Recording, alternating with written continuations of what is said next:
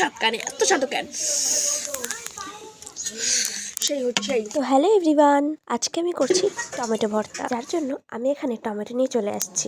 এখানে আমি টমেটোগুলো ভালো করে একদম পিস পিস করে কাটা নিই। তারপরে আমি এখানে অ্যাড করছি ধনিয়া পাতা, তারপরে কাঁচা মরিচও নিয়ে নিয়েছি, তারপরে একদম তেঁতুল নিয়ে চলে আইছি। আর এখন আমি ভিডিও এডিট করছি, আর এখনই আমার গালে জল চলে আইছে। তারপরে তেঁতুলের মাখাটা টমেটোর উপরে ঢেলে নিয়েছি। তারপরে দেখো আমি চটকে চটকে মাখছি।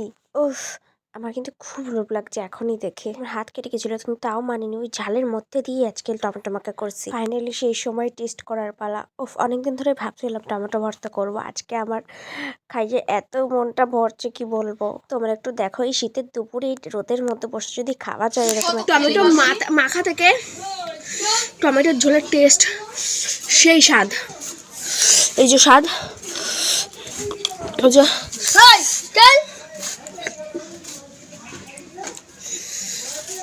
সেই সেই সেই